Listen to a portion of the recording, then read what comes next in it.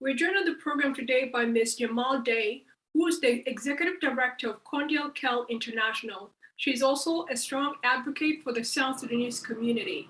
Join us as we discuss her remarkable life here only on Beyond the Headlines.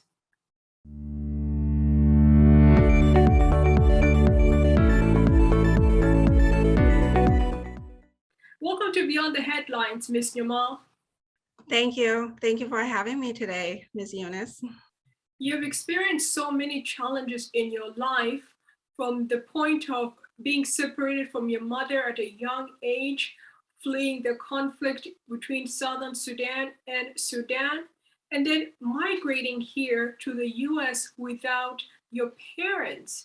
Can you please talk about the experiences that you endured throughout all this period up until your arrival in the US and not knowing English at all, but yet being able to excel well in school? Well, thank you so much for that question. I truly appreciate it, Ms. Eunice. As you probably already know, South Sudan has been in so much war, for so many years, even until we get our independent in 2011.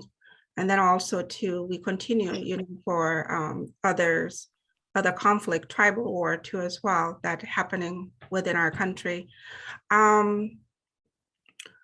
Me fleeing from the war and arriving in Ethiopia was practically would be in 1994 or so because of the clan war or the tribal war that we have with ourselves, to the point where this is where I kind of lost my mom's. She ran her way and I ran my way, and Dad was in the military at the time with the Spellums, and I always remember, that he was so much involved with J. Amer. In that year alone was I was a child, so I'm trying to remember as much as I can from that from what I saw. But practically just me looking into it, just running away from the war and arriving in Ethiopia.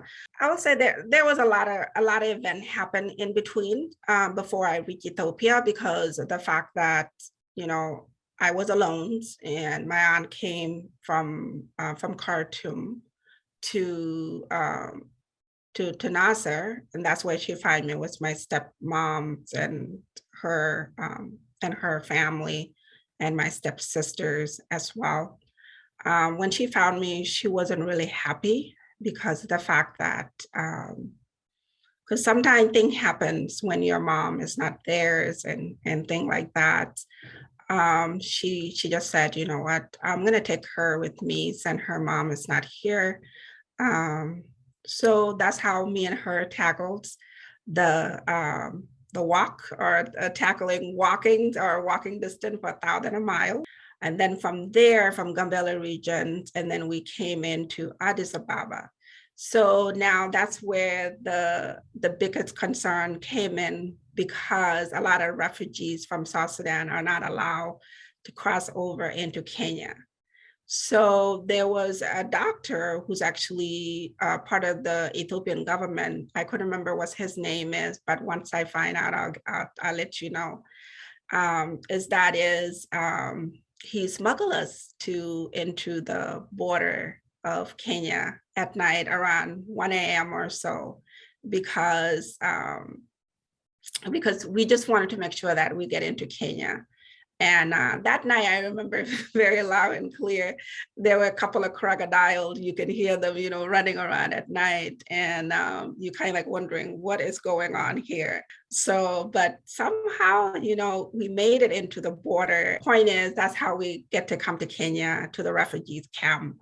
And then from there, my aunt was sent a form from my uncles, and we were not in the form. So I always say, it was an aid worker who actually said, you cannot leave these kids here. They don't have mom and dad. So the aid worker, she actually tore the form that my aunt have and then did a new one. So we can be able to to come here to United States. I don't think it took a long time, probably a year. Within a year, we came to United States and landed in San Diego, California in 1995, September of 1995. And I remember when we landed in New York, we all didn't speak English at all. We don't. So they put us in a hotel, and that was the fun part. As a kid, you just came in and you'd be like, okay, I'm gonna pick up this phone. We don't know what they said. Somehow I pick up that phone, and then some English speaker said something. I don't know what it is, but I told my aunts and my cousin that I think they told us that the plane is ready to leave to California. We all start laughing. And I remember, I used to wear this small little dress, it's so tiny. I was this skinny little girl, and it's just so interesting. But landing in San Diego, didn't know how to speak English. I made it a mission to really speak that English because I feel like I come to this country to do something, and I was fortunate about it. I guess I know it as a young girl that there are certain things that I would like to do in life, and that's exactly what I did. So I started working so hard, speak English in about a month or so. Not the strong writer at the time, but that's exactly what I did. I work hard. I joined middle schools. I started running track when I was in seventh grade. I was really involved. I was so involved to the point where I continued to do it in eighth grade, and then I was in high school too as well. I continued running tracks, and then also too, I said, you know what? There's a lot of things that I can learn here. So I started playing basketball too as well. That is indeed remarkable. I want to go back to when you talked about how you and your mom were separated during the conflict. How did the separation occur? Because you ended up being cared for by your stepmother. Yes. So the separation came when just like I said earlier, there's certain event that I might not be visit because I was so young. There's certain event that I can say, I remember, and that's exactly what I remember. What I do remember is there were conflicts between Launua and Chile. So, and then from there, it happened so quick. And so the families got separated. People were running different directions. Correct. And then you got lost. I got lost somewhere. Yeah. Yep. And then my mom went our separate way. So yeah. But was that the last time you ended up seeing your mother? That was the last time that I ended up seeing my mother. Yeah. Wow. She ended up in Khartoum. So. Yeah. Was there a process ever made to bring her to the U.S.? There was a process that was made for me to bring her into Ethiopia, where she passed away. So when I was in high school, I made a mission to say, I'm gonna find my mom where she's located. I saved about 5,000 to locate where my mom is. I call my family, my family member from my mom's side. I asked if they will know where my mom is, if one of you guys can go and find her for me. And that at the time too, I think there's still a conflict war between Sudan and South Sudan and Sudan government. It still wasn't easy to as well for you to travel around. So I made it a mission as a child. So it's still in high school, I started work when I was 14 years old. And I continue to do so. So I end up with enough money to say, you know what, I can find my mother. And that's exactly what I did. So I sent the 4,000 to Kenya, to Gambela region, and then to my uncles. And then he went by foot. Instead of going through Nasser, he went a different route to go find her. So I guess that route was more safer than the other route. So he went, brought my mom to Gambela region. So I got her a house there where she'd be able to live her life. And then I said, you know what, once I'm done with all my schoolwork, so I can be able to afford to bring you in. Because what I planned to do was let me become a U.S. citizen, so it's easy for me to just say, let me bring her in, So have enough money into my accounts because I was still in my teens, and then say, you know what, I can get her in. The time that I was doing her process actually is the time that she passed. So I'm very sorry to hear that. it's And okay. what year did she pass away? She passed away in 2010. Oh, very sorry. And what led to her passing? Well, I mean, a lot of mother out there, they will not tell their kids sometimes that they are sick. And that's what I tend to find out about my mom. When my mom is sick, she usually hide things. So until it's really get into her body system, and they took her into the hospitals, I didn't know what it was. Sometimes she will say, I'm sick, and then they will just say it's malaria, you know. And then she'll go to the hospitals, and then they'll get her the medications. And sometimes, when if she doesn't go in on time, thing happens. So obviously, mom died from malaria and typhoid. It's a combination of both. Now, how many children did your mom and dad have apart from you? They had three. When I was doing research about you and gathering information, um, I found out that you were the only surviving child between your father and your mother. Yes, I am. I'm the only survivor left. Yes. Mm. If you don't mind me asking, how did your siblings pass away, leaving you alone, which is very difficult? Yes, it is. It is very difficult for somebody like me to lose all my siblings. So I will say this is in Tarapam, Ethiopia, when all of us fled from Sudan to Ethiopia as refugees. And that is the time that dad was in the military too as well, taking care of the JAMA or the Red Army that they used to call them. Um, but yes, they die from computable diseases, like malaria and typhoid, and you probably already know that too. So we don't have a hospitals, nurses and doctors that are available at all time. So it's so hard, to pinpoint exactly where they die from for me. All I know is some of them get sick and they never get up. So it's so hard to really pinpoint.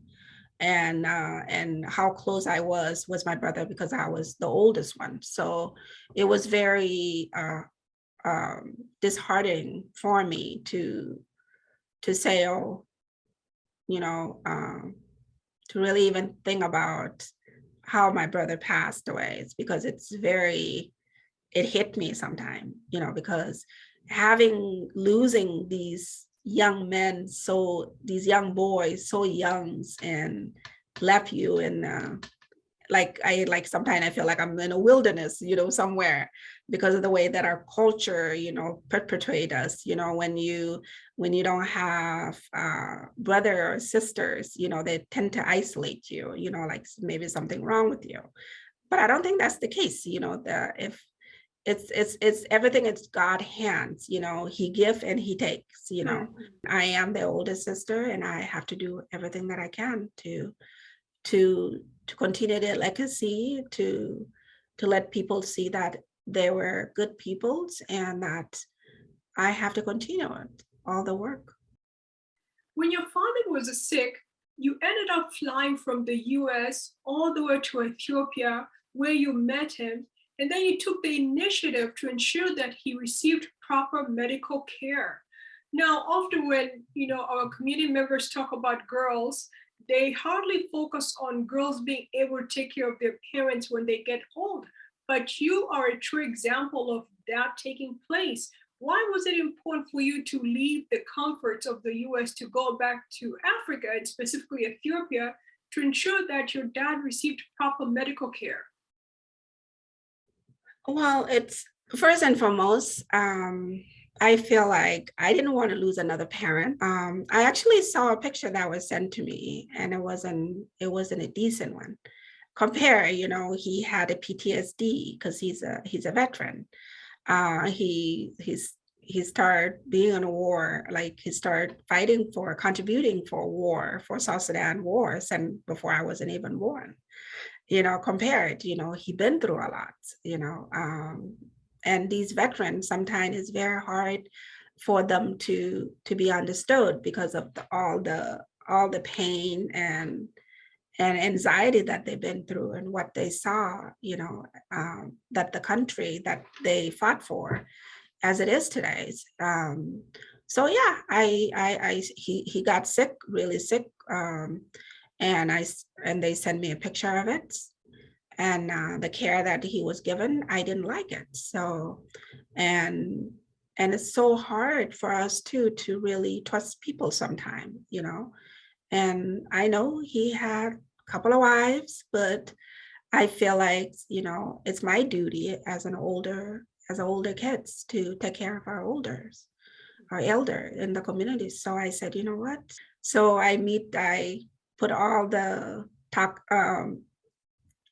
traveling document together, and I told him that to come to Addis Ababa. So I practically flew him in, to Addis, and then while he was flying there, I flew into as well. So here I am. I met him at the airport. It was not him for reals. So I believe that I saved him if I didn't show up, because as I met with him, he was passing out. So I just look at Google's, thank God to Google account, to see where the nearest hospitals. And that's exactly what I did. So I went to the nearest hospital. It was international hospitals. It was Norway, actually. So I got there and they thought that he had malaria. I said, no, he does not have a malaria. He just have some sort of computable diseases that he might have in his body, and that he's lacking oxygen too as well. Not only on top of that, he lack a lot of water in his body. We just need to give him an IV, and I bet you a couple of days from now he will get better. Me and one of the nurses, we argue like there is no tomorrow. We went at it, and I said, okay, do you know that this is international, right? International hospitals, right? She's like, yeah. I said, well, how about you like some nice, beautiful review on your hospitals? I don't think they like that. Prompted her. Wow. So you ended up caring for your father and ensuring that he had good health before you departed. Correct. Oh, that's amazing. Now I'd like to move on. You are the first woman in your family to graduate from not only high school, the university, but also the first to obtain a master's degree. As a child who did not have a mother around, nor did you have a father around, you faced a lot of challenges. What were some of the difficulties that you endured, and what motivated you to overcome them? The way that I look at my life is I always see the challenges as positive. They actually motivate me. The words that I always hear from my mom is your education would be your brother, would be your sister, would be everything that you ever need. Even if you get married, that's what she usually say, before she passed away in 2010. Just remember how it is, in the Sudanese way, she'll be like, our men sometimes, no, I hope she'll be like, our men sometimes, they don't take care of you the way that you need to be taken care of. So then on top of that too, you will face a lot of challenges because you don't have a brothers. There are people will look down to you, but your education will always stand with you. I don't know how she know, but she's right when I look at it. She had that motherly instinct, Yep, she does. And life experience as well. Because when I see those, they just, it's like constantly, she will tell me everything gonna be okay. Just focus, just be positive, just look at life differently. And then also to just, be consistent with it, and that's the same thing that I always find from my professor from the university. They will say, yes, you have a lot, but just be consistent, and be, and work hard too as well, So these are things that really motivate me. Not only on top of that, my daughter to motivate me, because Mhm. I look at her, the thing that I went through as a child and as adults, I don't see my kids to go through the same things. Mhm. So I want them to have a better life than I am. So that's Mhm. why you see me working hard and hard to be where I'm at today. And then on top of that too, yes, I am the first person in my family from my mom and dad to graduate from high school and college with bachelor and master. But then later on, if we look into the household in general, I am the first woman who ever obtained the bachelor and the master degree in their young family as a whole. Mm. That's wonderful. That is wonderful. And you know, through your education in 2018, you decided to enter the political arena by running for the Fargo School Board. You stated your goal was to serve on the Fargo School Board, to listen and advocate for the voiceless. What made you decide to go ahead and run for this important position? And what were you prepared to carry out for the people of Fargo to ensure that you are able to speak for the voiceless? Well, thank you for asking that question. So I have been in training, ready to run for a long time. I've been doing advocacy work. I go to new leadership trainings, how to even stand up for yourself, how to motivate other women, how to be who you are as a person. And then on top of that too, United States has an idea that everyone is equals. You know, the community that you are in, it is your communities. It's no longer when you can say I'm a refugee now. You know, I'm still a refugee, but I can't do anything for your hosting communities. My hosting community, it is my communities. So with all the training that I got from the state and local communities, so I decided to enter because I had a group of women behind me who said I can do it. And I saw the need in the community that we have here, that definitely we need a voice in the system, you know, especially in the Fargo School Board. There were a lot of kids that we have here that were put, even if the child was born here, they always put them on a on a ESL. So I heard about that. Couple of family will come and complain to me. They would say they do this, you know, and I said that's just wrong. Until it practically happened to me, you know, my child was put into ESL without my knowledge. Went to the point where I just went to school. I said, "Who told you that you're going to put my child to the ESL? Do you know that we speak English in our household? She doesn't even speak the language that we have as a South Sudanese and as a Newark community, as a Newark person." They look at me, I said, "You need to put my child back because that right there, you break it, the law or the policy that we have in our schools. Without a parent knowledge right there, you think that you can just take control of everything. It doesn't work that way. You didn't discuss it with me because they do not discuss every problem with their parent. They just assume that that parent do not speak English. But apparently I end up to be speaking English. Mhm. So and then on top of that too, I go to school board meetings monthly, that the one that they usually do. So I go listen in and to see what was the problem. That's when I decided, you know what, I can run. I can do whatever I can as long as I have a topic to run on. I have the talking point. I have the ideas. I have a way to better my community and show them that, you know what, I can do this. And most of my friends donate to my campaign. I said, whoa, somebody donate to my campaign. I still have that even right now. They'll say, congratulations on your first donations, you know. I was like, yeah, that was awesome. So here I am, you know, Yeah. I start continue. And then I start door knocking. And then I start to learn who's my district is.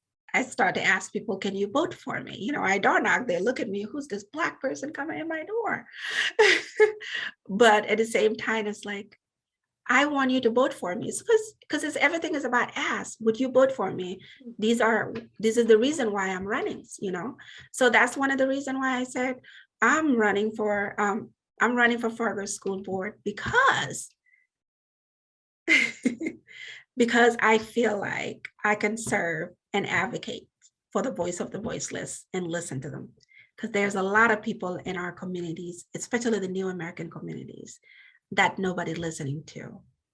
Now, you are the founder and executive director of Kondial Kel International, formerly South Sudan Reads, a nonprofit organization that focuses on education and community outreach efforts.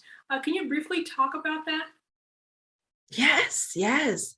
This is my life right here. This is what I get up every morning to say, you know what, I'm ready to go to work. And I knew in the back of my mind that this is who I am. I want to make a difference. It's not only in my local communities and also around globals. And the year that I said to myself that I need to have a nonprofit is because of my mom. My mom made so much impact in my life to the point where I feel like I need to give back in my communities. And whenever I send her money, I remember she will say, honey, I just cook a bunch of food today. And I said, what did you do with them? She said, I just called all the kids, you know, who do not have mom and dad, and I just cook for them. Can you believe it? The smile on their face and everything. And I would say, Mom, what did you just do? You know, she would say, well, you know what? It's good to serve communities. It's good to serve communities. It's good to give. And I'll say, okay, Mom, fine. You got an ideas, you know, and I see why she was doing it. So that's how I ended up to form Kondial Kel International. It used to be formerly called South Sudan Read. And I just feel like the mission resonates so well.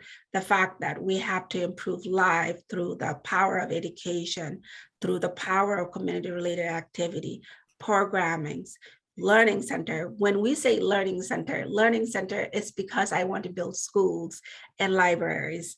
That's one of the reasons why the learning center is there, because I always wanted to build a library that is so huge that all the kids can come in and learn how to read and write, so that way they don't have to read under the tree and write under the mud. So that's one of the reasons why Kondial Kel was created, because it brings all of us together. That's important. And then you earned the Ambassador Award for Every Girl Wins. What is the aim of the award, and how have you been able to use it to transform the lives of other people? Well, thank you so much for that question. When I was appointed to become the ambassador for Every Girl Win Institutes, to represent South Sudan, I feel like this is my calling. First, I rejected because I figured it would be a lot of work. I rejected it. It took me 2 days to really like say, okay, it's going to be a lot of work, but I feel like it was my calling to make a difference in our country, and that is the reason why I entered. And one of the purposes that I entered, because the mission resonated with me so well that I feel like, because I was one of that kids who didn't go to schools, who didn't learn how to read and write and so many more, just not only because they just only put boys into schools. And I saw that and I was like, no, this is a place where I belong, where I can talk about child marriages, and I have people who can back me up, you know. And me winning that reward, I didn't even know that. Dr. Christine surprised me, by the way, for it. She just said, you're global. Yeah, she said you are globals, and that because of the fact that I'm the US person, and I can also resonate with so many different political region and many more, that, and then she's like, that's you, nobody else, you know. So that's how I end up to winning the reward, and that I can actually represent my country even better. Congratulations on winning the award. Lastly, I'd like to ask you, you're an associate for the United Nations United to Beat Malaria, and you're recently lobbying politicians in Fargo. Why was this important? Well, just as I mentioned earlier, I'm very passionate about malaria. I'm very passionate about child marriages. I'm very passionate about children, our girls attending school. I'm very passionate for every one of them to have educations, because education is the key to the future. You know, when I travel overseas into our country, sometime into the refugees camp, it's so hard for me to see 14 years old kids giving birth in the refugees camp without no schooling, without any others.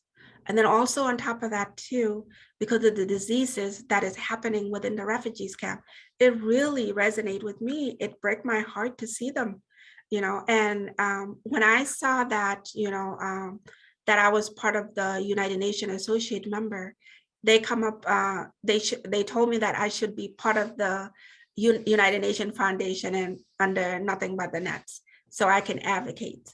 And I said yes. So here I am advocating. This is my second year actually doing it. Last year, we did an amazing job. They increased about 550 millions, 55 millions. So this year, we don't know yet, but we're asking for billions. And this is for a lot of you who do not know, this is a presidential initiative. Actually, it was started by George W. Bush. He's the one who started the Nothing But the Nets, because we need to eliminate malaria, not only here in the US, but mostly in sub-Saharan desert, because that's where South Sudan is. So we all need to work together collectively to eliminate malaria. And the fact that, my mom passed away from malaria and typhoid, that make it resonate with me so well that I can do anything that I can put my mind into, because I don't want to see another mother to lose their child, another child to lose their mom and dad. So that's the reason why I was so busy today to say, you know what, we don't want another child to lose their mom, and for a mom to lose another child. So that's why I was advocating for it. And it was so dear to my heart. Yeah. Yes. Oh, wonderful, wonderful indeed. Yes, and we have such a large population of young children dying from malaria, which is a preventable illness. So it's the work that you're doing is truly important. I want to thank you for joining me here on Beyond the Headlines. You're a remarkable lady, Ms. Nyamal Dei, and please continue to strive for excellence in all that you do. Thank you for joining me here on Beyond the Headlines, and our viewers, please join us next time.